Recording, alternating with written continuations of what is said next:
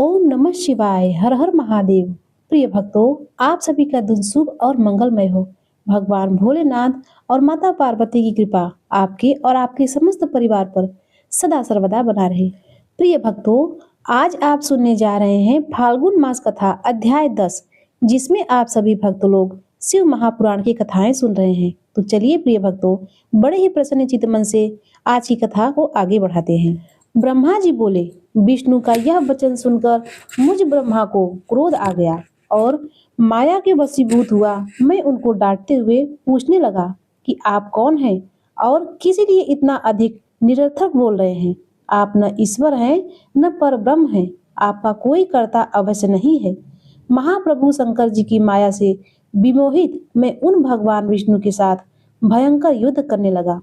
उस प्रलयकालीन महासमुद्र के मध्य रजोगुण के कारण परस्पर बड़ी शत्रुता से हमारा और विष्णु का रोमांचकारी युद्ध होने लगा। इसी बीच हम दोनों के छिड़े विवादों को शांत करने के लिए और ज्ञान प्रदान करने के लिए हम दोनों के सामने ही एक लिंग प्रकट हुआ। वह लिंग अग्नि की प्रचंड हजार ज्वालाओं से भी अधिक ज्वाला समूहों वाला, सैकड़ों कालाग्नियों के समान कांतिमान, क्षय एवं वृद्धि से रहित, आदि मध्य और अंत से विहीन था।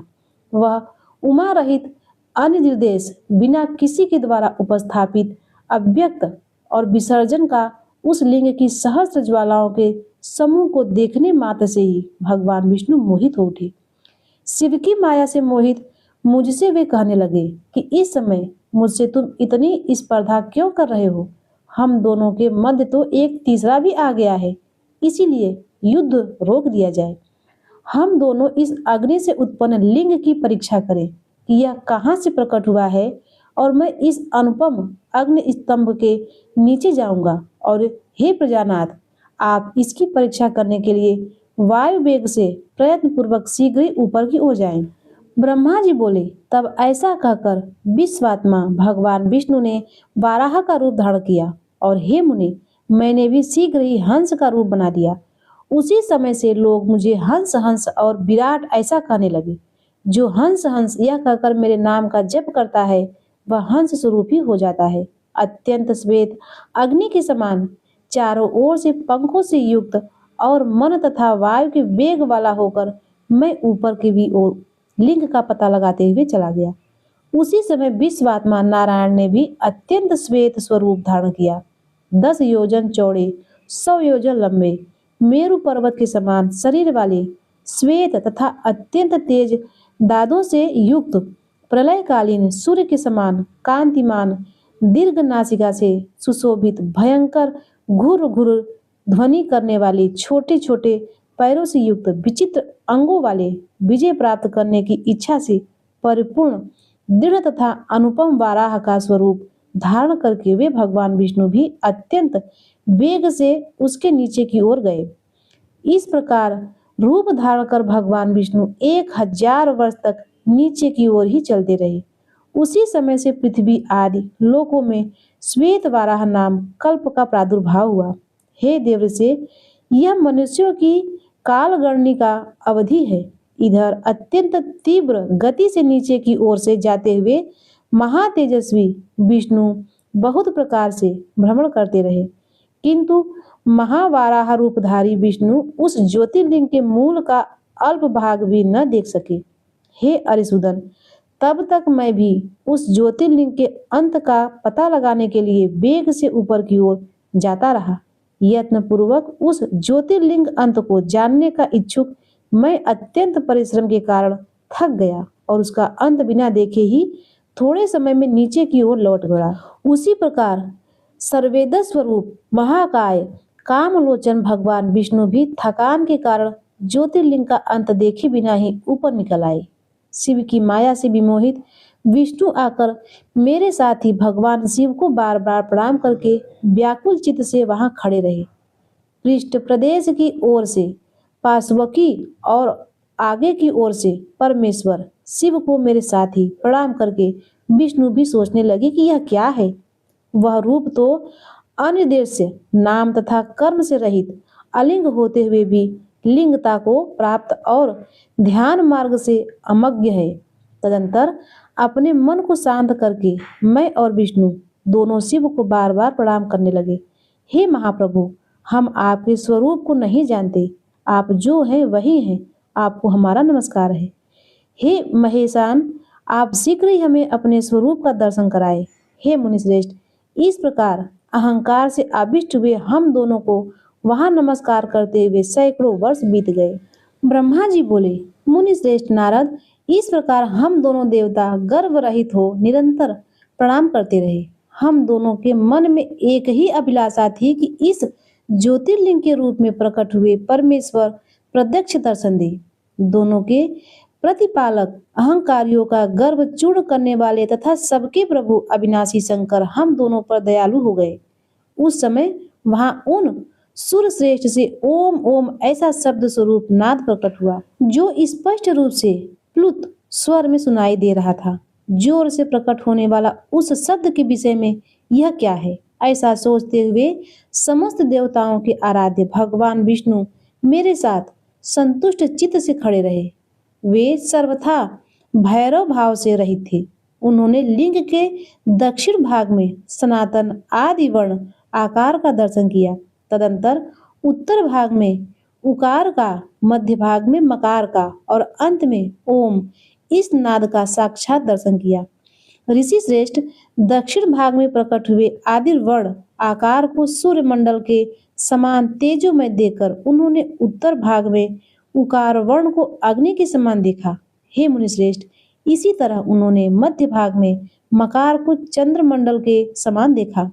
तदंतर उसके ऊपर शुद्ध स्फटिक मणि के समान निर्मल प्रभा से युक्त तुर्यातीत अमल निष्कल निरुपद्र निर्द्वंद अद्वितीय शून्यमय ब्रह्म और आभ्यंतर से भेद से रहित बाह्यंतर भेद से युक्त जगत के भीतर और बाहर स्वयं में स्थित आदि मध्य और अंत से रहित आनंद के आदि कारण तथा सबके परम आश्रय सत्य आनंद एवं अमृत स्वरूप पर ब्रह्म का साक्षात्कार किया। उस समय श्री हरि यह सोचने लगे कि यह अग्नि स्तंभ यहाँ कहाँ से प्रकट हुआ है। हम दोनों फिर इसकी परीक्षा करें। मैं इस अनुपम अग्नि स्तंभ के नीचे जाऊंगा। ऐसा विचार करते हुए श्री हरि वेद और शब्द दोनों के आवेश से युक्त विश्वात्मा शिव का चिंतन किया।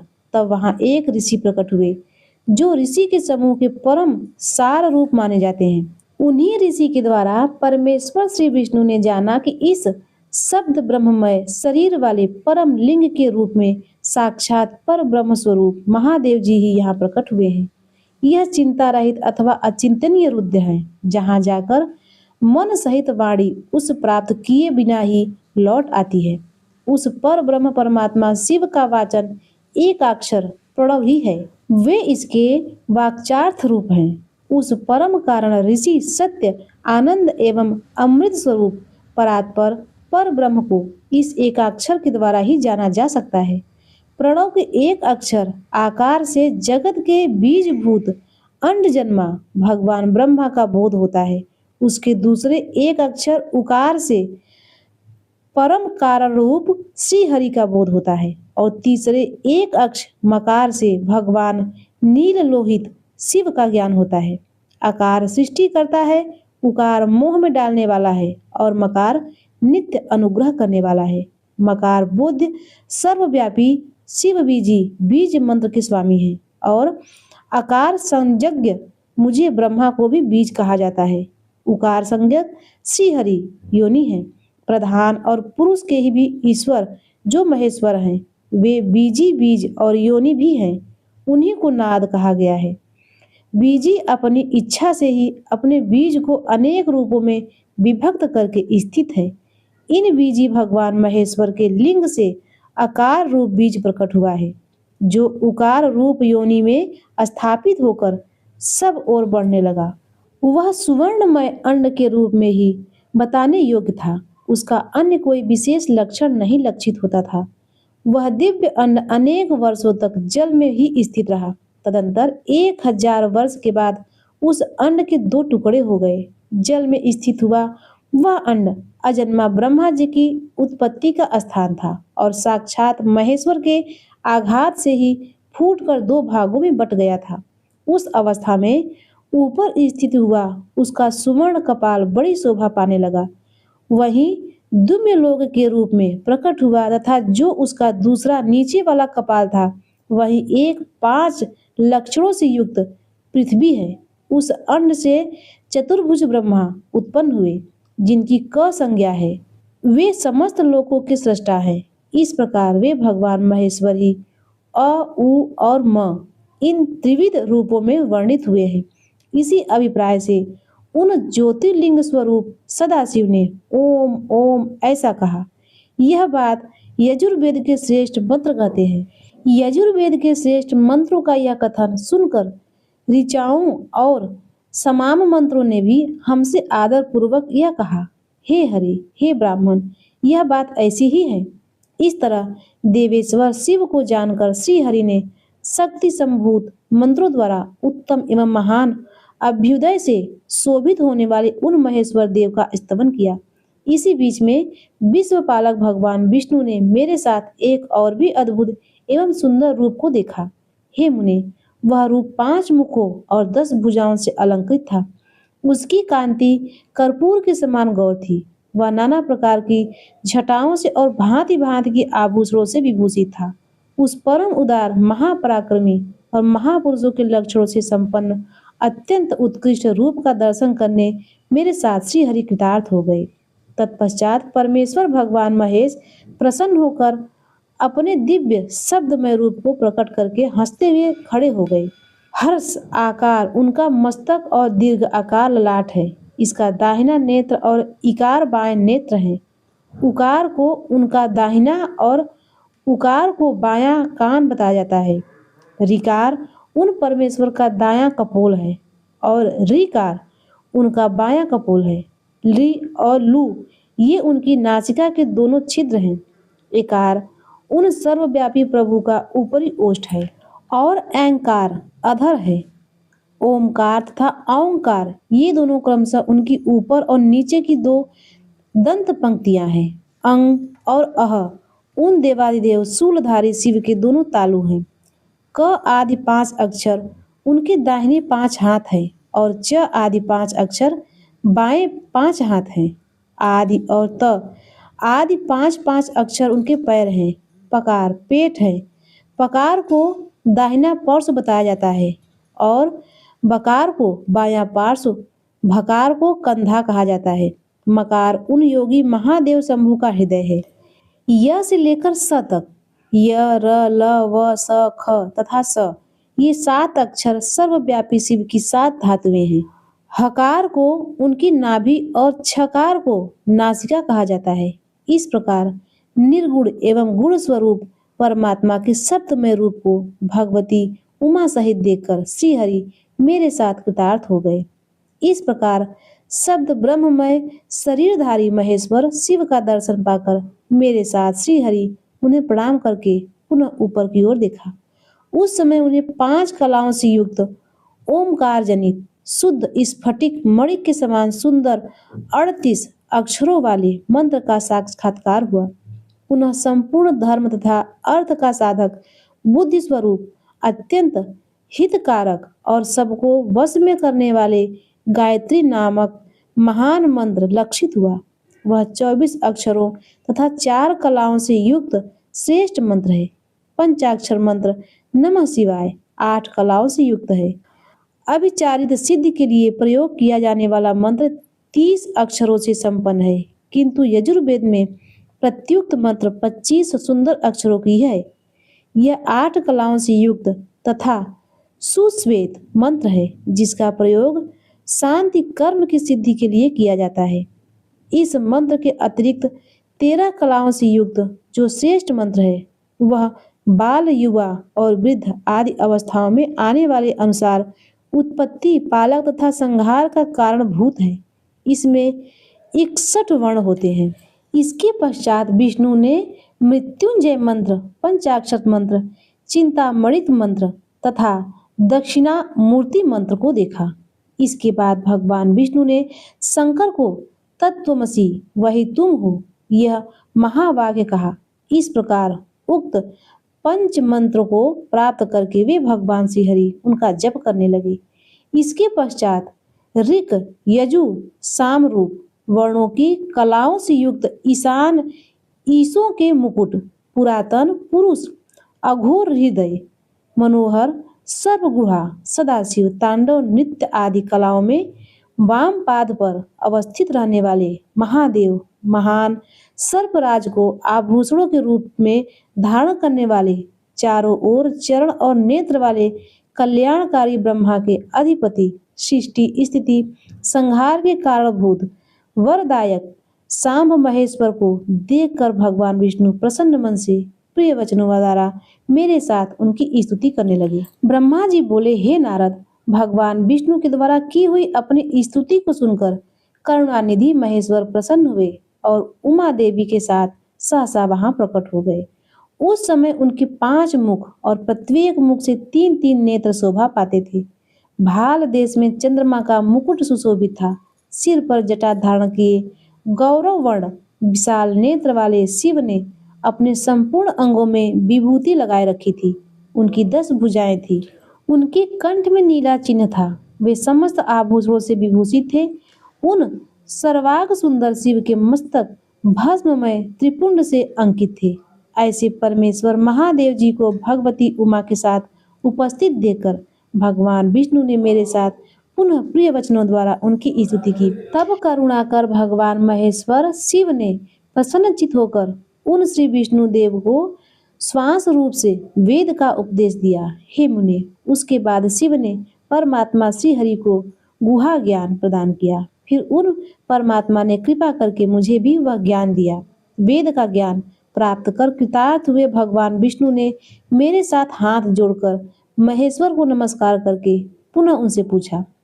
श्री विष्णु बोले, हे देव, आप कैसे प्रसन्न होते हैं? हे प्रभु, मैं आपकी पूजा किस प्रकार करूं? आपका ध्यान किस प्रकार से किया जाए और आप किस विधि से वश में हो जाते हैं? हे महादेव, आपकी आज्ञा से हम लोगों को क्या करना चाहिए? हे शंकर, कौन कार्य अच्छा है और कौन बुरा? इस विवेक के लिए हम दोनों के ऊपर कल्याण हेतु आप प्रसन्न हो और उचित बताने की कृपा करें। हे महाराज, हे प्रभु, हे शिव, हम दोनों पर कृपा करके यह सब एवं अन्य जो कहने योग्य हो वह सब हम दोनों को अपना अनुचर समझकर बताएं। ब्रह्मा जी बोले, हे मुने, श्री हरि की यह बात सुनकर प्रसन्न हुए कृपा निधान भगवान शिव प्रीति पूर्वक यह बात कहने लगे। श्री शिव बोले, हे सुरश्रेष्ठ गण, मैं आप दोनों की भक्ति से निश्चय ही बहुत प्रसन्न हूँ। आप लोग मुझ महादेव की ओर देखते हुए भी सब भयों को छोड़ दीजिए। मेरा यह लिंग सदा पूज्य है, सदा ही ध्येय है। इस समय आप लोगों को मेरा स्वरूप जैसा दिखाई देता है वैसा ही लिंग रूप का प्रयत्न पूर्वक पूजन चिंतन करना चाहिए। लिंग रूप से पूजा गया मैं प्रसन्न होकर सभी लोगों को अनेक प्रकार के फल दे दूंगा। साथ ही मन की अन्य अनेक अभिलाषाएं भी पूरा करूंगा। देवश्रेष्ठ, जब भी आप लोगों को कष्ट हो तब मेरे लिंग की पूजा करें, जिससे आप लोगों के कष्ट का नाश हो जाएगा। आप दोनों महाबली देवता मेरी स्वरूप भूत प्रकृति से और मुझ सर्वेश्वर के दाएं और बाएं अंगों से प्रकट हुए हैं। ये लोक पितामह ब्रह्मा मुझ परमात्मा के दाहिने पार्श्व से उत्पन्न हुए हैं और आप विष्णु वाम पार्श्व से प्रकट हुए हैं। मैं आप दोनों पर भली भांति प्रसन्न हूँ और मनवांछित वर दे रहा हूँ। मेरी आज्ञा से आप दोनों की मुझ में सुदृढ़ भक्ति हो। हे विद्वानों, मेरी पार्थिव मूर्ति बनाकर आप दोनों उसकी अनेक प्रकार से पूजा करें। ऐसा करने पर आप लोगों को सुख प्राप्त होगा। हे ब्राह्मण, आप मेरी आज्ञा का पालन करते हुए जगत की सृष्टि कीजिए और हे विष्णु, आप इस चराचर जगत का पालन कीजिए। ब्रह्मा जी बोले, हम दोनों से ऐसा कहकर भगवान शंकर ने हमें पूजा की उत्तम विधि प्रदान की, जिसके अनुसार पूजित होने पर शिव अनेक प्रकार के फल देते हैं। शंभु की यह बात सुनकर श्री हरि मेरे साथ महेश्वर को हाथ जोड़कर प्रणाम करके कहने लगे। विष्णु बोले, हे प्रभु, यदि हमारे प्रति आप में प्रीति उत्पन्न हुई है और यदि आप हमें वर देना चाहते हैं तो हम यही वर मांगते हैं कि आप में हम दोनों की सदा अविचल भक्ति बनी रहे। आप निर्गुण हैं, फिर भी अपनी लीला से आप अवतार धारण कीजिए। हे तात, आप परमेश्वर हैं, हम लोगों की सहायता करें। हे देवेश्वर, हम दोनों का विवाद शुभदायक रहा, जिसके कारण आप हम दोनों के विवाद को शांत करने के लिए यहाँ प्रकट हुए हैं। ब्रह्मा जी बोले, हे मुने, श्री हरि की यह बात सुनकर भगवान हर ने मस्तक झुकाकर प्रणाम करके स्थित हुए उन श्री हरि से पुनः कहा। वे विष्णु स्वयं हाथ जोड़कर खड़े रहे। श्री महेश बोले, मैं सृष्टि पालन और संहार का कार्य सगुण निर्गुण निर्विकार सच्चिदानंद स्वरूप लक्षण वाला तथा पर ब्रह्म परमात्मा हूँ। हे विष्णु, सृष्टि रक्षा और प्रलय रूप गुणों के भेद से मैं ही ब्रह्मा विष्णु और रुद्र का नाम धारण करता हूँ। तीन स्वरूपों में विभक्त हुआ हूँ। हे हरे, मैं वास्तव में सदा निष्कल हूँ। हे विष्णु, आपने और ब्राह्मण ने मेरे अवतार के निमित्त जो मेरी स्तुति की, उस प्रार्थना को मैं अवश्य सत्य करूंगा, क्योंकि मैं भक्त वत्सल हूँ। ब्राह्मण, मेरा ऐसा ही परम उत्कृष्ट रूप तुम्हारे शरीर से इस लोक में प्रकट होगा, जो नाम से रुद्र कहलाएगा। मेरे अंश से प्रकट हुए रुद्र की सामर्थ्य मुझसे कम नहीं होगी। जो मैं हूँ वही यह रुद्र है। पूजा के विधि विधान की सृष्टि से ही मुझे में और उनमें कोई अंतर नहीं है। जैसे जल आदि के साथ ज्योतिर्मय बिंब का प्रतिबिंब के रूप में संपर्क होने पर भी बिंब में स्पर्श दोष नहीं लगता, उसी प्रकार मुझे निर्गुण परमात्मा को भी किसी के संयोग से बंधन नहीं प्राप्त होता।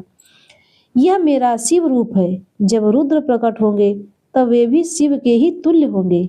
हे महामुने, मुझ में और उनमें परस्पर भेद नहीं करना चाहिए। वास्तव में एक ही रूप सब जगत में व्यापक निर्वाह के लिए दो रूपों में विभक्त हो गया है। अतः शिव और रुद्र में कभी भी भेद नहीं मानना चाहिए। शिव और रुद्र में भेद वैसे ही नहीं है जैसे एक सुवर्ण खंड में समरूप से एक ही वस्तु तत्व विद्यमान रहता है, किंतु उसी का आभूषण बना देने पर नाम भेद आ जाता है। वस्तु तत्व की दृष्टि से उसमें भेद नहीं होता। जिस प्रकार एक ही मिट्टी से बने हुए नाना प्रकार के पात्रों में नाम और रूप का तो भेद आ जाता है, किंतु मिट्टी का भेद नहीं होता, क्योंकि कार्य में कारण की ही विद्यमानता दिखाई देती है। हे देवो, निर्मल ज्ञान वाले श्रेष्ठ विद्वानों को यह जान लेना चाहिए। ऐसा समझकर आप लोग भी शिव और रुद्र में भेद बुद्धि वाली दृष्टि से न देखें। वास्तव में सारा दृश्य ही मेरा शिव रूप ही है, ऐसा मेरा मत है। मैं आप ब्रह्मा तथा जो ये रुद्र प्रकट होंगे वे सब के सब एक रूप हैं, इनमें भेद नहीं है। भेद मानने पर अवश्य ही बंधन होगा। तथापि मेरे शिव रूप को ही सर्वदा सनातन मूल कारण सत्य ज्ञानमय तथा अनंत कहा गया है। ऐसा जानकर आप लोगों को सदा मन से मेरे यथार्थ स्वरूप का ध्यान करना चाहिए। हे ब्राह्मण, सुनिए, मैं आपको एक गोपनीय बात बता रहा हूँ। आप दोनों प्रकृति से उत्पन्न हुए हैं, किंतु ये रुद्र प्रकृति से उत्पन्न नहीं है। मैं अपनी इच्छा से स्वयं ब्रह्मा जी की भृगुटी से प्रकट हुआ हूँ। गुणों में भी मेरा प्राकट्य कहा गया है। जैसा कि लोगों ने कहा है कि हर तामस प्रकृति है, वास्तव में उस रूप में अहंकार का वर्णन हुआ है। उस अहंकार को केवल तामस ही नहीं, वैरारिक सात्विक भी समझना चाहिए। सात्विक देवगण, वैरारिक अहंकार ही सृष्टि है। यह तामस और सात्विक आदि भेद केवल नाम मात्र का है, वस्तुतः नहीं है। वास्तव में हर को तामस नहीं कहा जा सकता। हे ब्राह्मण, इस कारण से आपको ऐसा करना चाहिए। हे ब्राह्मण, आप इस सृष्टि के निर्माता बने और श्री हरि इसका पालन करने वाले। मेरे अंश से प्रकट होने वाले जो रुद्र, वे इसका प्रलय करने वाले होंगे। ये जो उमा नाम से विख्यात परमेश्वरी प्रकृति देवी हैं, इन्हीं की शक्ति भूता वाग्य देवी ब्रह्मा जी का सेवन करेंगी। पुनः इन प्रकृति देवी से वहां जो दूसरी शक्ति प्रकट होंगी, वे लक्ष्मी रूप से भगवान विष्णु का आश्रय लेगी। तदंतर पुनः काली नाम से जो तीसरी शक्ति प्रकट होंगी, वे निश्चय ही मेरे अंशभूत रुद्र देव को प्राप्त होंगी। वे कार्य की सिद्धि के लिए वहां ज्योति रूप से प्रकट होंगी। इस प्रकार मैंने देवी की शुभ स्वरूपा पराशक्तियों को बता दिया है। उनका कार्यक्रम सृष्टि पालन और संहार का संपादन ही है। हे सुरश्रेष्ठ, ये सब की सब मेरी प्रिया प्रकृति देवी की अंशभूता है। हे हरे, आप लक्ष्मी का सहारा लेकर कार्य कीजिए। हे ब्राह्मण, आप प्रकृति की अंशभूता वाग्य देवी को प्राप्त कर मेरी आज्ञा के अनुसार मन से सृष्टि कार्य का संचालन करें और मैं अपनी प्रिया की अंशभूता परात पर काली का आश्रय लेकर रुद्र रूप से प्रलय संबंधी उत्तम कार्य करूंगा। आप सब लोग अवश्य ही संपूर्ण आश्रमों तथा उनमें भिन्न अन्य विविध कार्यों द्वारा चारों वर्णों से भरे हुए लोक की सृष्टि एवं रक्षा आदि करके सुख पाएंगे। हे हरे, आप ज्ञान विज्ञान से संपन्न तथा संपूर्ण लोकों के हितैषी हैं। अतः अब आप मेरी आज्ञा से जगत में सब लोगों के लिए मुक्तिदाता बने। मेरा दर्शन होने पर जो फल प्राप्त होता है वही फल आपका दर्शन होने पर भी प्राप्त होगा। मैंने आज आपको यह वर दे दिया, यह सत्य है, सत्य है, इसमें संशय नहीं है। मेरे हृदय में विष्णु है और विष्णु के हृदय में मैं हूँ। जो इन दोनों में अंतर नहीं समझता वही मेरा मन है, अर्थात वही मुझे प्रिय है। श्री हरि मेरे बाएं अंग से प्रकट हुए हैं, ब्रह्मा दाहिने अंग से उत्पन्न हुए हैं और महाप्रलयकारी विश्वात्मा रुद्र मेरे हृदय से प्रादुर्भाव हुए हैं। हे विष्णु, मैं ही ब्रह्मा विष्णु और भव नाम से तीन रूपों में विभक्त हो गया हूँ। मैं रज आदि तीनों गुणों के द्वारा सृष्टि पालन तथा संहार करता हूँ। शिव गुणों से भिन्न है और वे साक्षात प्रकृति तथा पुरुष से भी परे हैं। वे अद्वितीय नित्य अनंत पूर्ण एवं निरंजन पर ब्रह्म हैं। तीनों लोकों का पालन करने वाले श्री हरि भीतर तमोगुण और बाहर सत्वगुण धारण करते हैं। त्रिलोकी का संहार करने वाले रुद्रदेव भीतर सत्वगुण और बाहर तमोगुण धारण करते हैं। है तथा त्रिभुवन की सृष्टि करने वाले ब्रह्मा जी बाहर और भीतर से रजोगुणी ही हैं। इस प्रकार ब्रह्मा विष्णु तथा रुद्र इन तीनों देवताओं में गुण हैं, परंतु शिव गुणातीत माने गए हैं। हे विष्णु, आप मेरी आज्ञा से इन सृष्टिकर्ता पितामह का प्रसन्नता पूर्वक पालन कीजिए। ऐसा करने से आप तीनों लोकों में पूजनीय होंगे। वे रुद्र आपके और ब्रह्मा के सेव्य होंगे, क्योंकि त्रैलोक्य के लयकर्ता ये रुद्र शिव के पूर्णावतार हैं। ब्रह्म कल्प में पितामह आपके पुत्र होंगे। उस समय आप मुझे देखेंगे और वे ब्रह्मा भी मुझे देखेंगे। ऐसा कहकर महेश हर सर्वेश्वर प्रभु अतुलनीय कृपा पूर्वक पुनः प्रेम पूर्वक विष्णु से कहने लगे। प्रिय भक्तों, इसके आगे का वृत्तांत आप सभी भक्त लोग अगले अध्याय में जरूर सुनिएगा। अब आइए सुनते हैं शिव चालीसा का पाठ। जय गणेश गिरिजा सुमन मंगल मूल सुजान, कहत अयोध्या दास तुम देव अभय वरदान। जय गिरिजापति दीन दयाला, सदा करत संतन प्रतिपाला। भाल चंद्रमा सोहत के कानन कुंडल नागपन के। अंग गौर श्री गंगे बहाए, मुंड माल तंछार लगावे। वस्त्र खाल बागंबर सोहे, छवि को देख नाग मुनि मोहे। मैं नामात की हवे दुलारी, वाम अंग सोहत छवि नारी। करते सूर सोहत छवि भारी, करे सदा शत्रुंजयकारी। नंदी गणेश सोहता कैसे, सागर मध्य कमल है जैसे। कार्तिक श्याम और गणराऊ, या छप को कही जात न काऊ। देवन जब ही जाय पुकारा, तब ही दुख प्रभु आप निवारा। किया उपद्रव तारक भारी, देवन सम्मिल तुम्हें जुहारी। तुरत करारन आप पठायो, लौ निमेष महामार गिरायो। आप जलंधर असुर संहारा, सुयश तुम्हार दी संसारा। त्रिपुरा संस युद्ध मचाई, सबय कृपा कर लीन बचाई। किया तपई भागीरथ भारी, पूर्व प्रतिज्ञा ताश पुरारी। दानिन महतम सम कोई नाही, सेवक अस्तित करे सदाही। वेद नाम महिमा तव गाई, अगत अनाद भेद नहीं पाई। प्रगट उदत मंथन में ज्वाला, जल सुरासुर भय विहाला। की दया करी सहाय, नीलकंठ तब नाम कहाई। पूज रामचंद्र जप कीन्हा, जीत के लंका विचर दीन्हा। सहस कमल में हो रहे धारी, कीनी परीक्षा तवे पुरारी। एक कमल प्रभु राखे गोई, कमल नयन पूजा चा सोई। कठिन भक्त देखी प्रभु शंकर, भय प्रश्न दिए इच्छित वर। जय जय जय अनंत अविनाशी, करत कृपा सबके घटवासी। दुष्ट सकल मोह शतावे, भ्रमत्रय मोह चैन न आयो। त्राहि त्राहि मैं नाथ पुकारू, यही अवसर मैं आन उबारो। लयत दुष्ट को मारो, संकट से मैं आन उबारो। मात पिता भ्राता सब कोई, संकट में पूछा न कोई। स्वामी एक है आस तुम्हारी, आई हरो अब संकट भारी।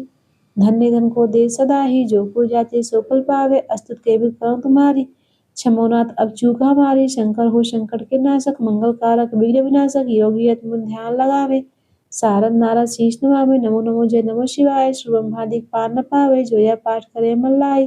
तापर होते समूह सहाय, ऋणिया जो कोई अधिकारी। पाठ करे सो पावन हारी, पुत्रहीन इच्छा कर जोई। निश्चय शिव प्रसाद ते होई, पंडित त्रयोदशी को लावे। ध्यान पूर्वक होम करावे, त्रयोदशी व्रत करे हमेशा। तन नहीं ताके रहे कलेशा, धूप दीप नैवेद्य चढ़ावे। शंकर सम्मुख पाठ सुनावे, जन जन के पाप निशावे। अंतवा शिवपुर में पावे, कहे अयोध्या दास तुम्हारी। जान सकल दुख हरो हमारी। नित्य नेम कर प्राति ही पाठ गौरा चालीसा। तुम मेरी मनोकामना पूर्ण करो जगदीश। मग 67 है मंत्र संवत 64 जान। अस्तु चालीसा शिवा ही पूर्ण की कल्याण। ओम नमः शिवाय। प्रिय भक्तों, अब आइए सुनते हैं शिव जी की आरती का पाठ। ओम जय शिव ओमकारा, हर जय शिव ओमकारा। ब्रह्मा विष्णु सदा शिव, अर्धांगी धारा। एकानन चतुरानन पंचानन राजे। हंसानन गरुड़ासन वृषवाहन साजे। दो भुज चार चतुर्भुज, दस भुज अति सोहे। तीनों रूप निरखता, त्रिभुवन जन मोहे। अक्षमाला वनमाला पुण्यमाला धारी। चंदन मृग मद सोहे, भोले शशिधारी। श्वेतांबर पीतांबर बागंबर अंगे। सनकादिक प्रभुतादिक भूतादिक संगे। कर में मध्य कमंडल चक्र त्रिशूल धरता। जन करता जग भरता, जग पालन करता। ब्रह्मा विष्णु सदा शिव जानत अविवेका। स्वर्णाक्षर में शोभित ये तीनों एका। त्रिगुण स्वामी जी की आरती जो कोई नर गावे। कहत शिवानंद स्वामी सुख संपत्ति पावे। जय शिव ओमकारा, हर जय शिव ओमकारा। तो प्रिय भक्तों, एक बार जयकारा लगाइए। नमः पार्वती पतये हर हर महादेव।